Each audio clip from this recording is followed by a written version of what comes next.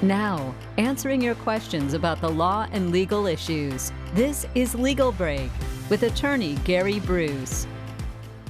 Hello there and welcome. Welcome, Gary. Good morning. Glad to be here. Yes, glad to have you. Today we have a Facebook question. Good. Let's pull it up on the screen. Gary, we are constantly asked to accept terms and conditions when using social media and apps these days. Should we read them, and what rights are we giving up? All right. You should read them, but nobody does. So, you know, No, we don't. do as I say, wrong. not as I do, right? So, yeah, who reads that stuff? My goodness. And the point of that is this. They're called contracts of adhesion. You're stuck Okay. with them. All right. Can you negotiate them? I don't think so. I Okay. mean, who are you going to talk to about it? Apple or yeah, right. You just somebody? say, no, I don't want clause number 3 in there.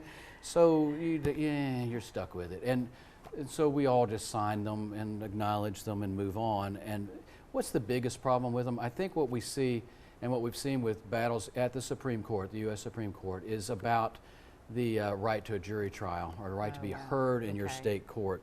Because what we're waiving there are those rights. Those rights. So usually you're agreeing to some kind of arbitration or some kind of non-jury resolution of any dispute you have, and giving up all your rights there for damages. And the problem with that, all right, it sounds fine in theory, but have you ever tried to set up an arbitration? If you have, you'll know that what I'm about to say is true. You can't do it. It's impossible. It costs a fortune. Yeah. Our courts are, of course, that's part of the institution and what makes America what it is. But it's so reasonably priced in comparison to a private mediation or arbitration. It just runs people off, particularly in consumer situations where the amount in controversy is usually so small. So what you usually look for there is, let's gather all the claims together so that we can have some voice and be heard and get something fixed. But that's taken away from you because of the arbitration agreements. And it was just a few years ago, really, that there was a decision in a Walmart case that decided that. I think there's some push and maybe some going to be revisited because really nobody negotiates these terms.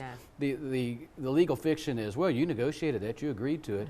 Yeah, No. not really. You know, I didn't even get to read it. Yeah. I guess I could have, but it was buried in page 97. So that's what the problem is with them. Do you have a choice? I don't know that you do.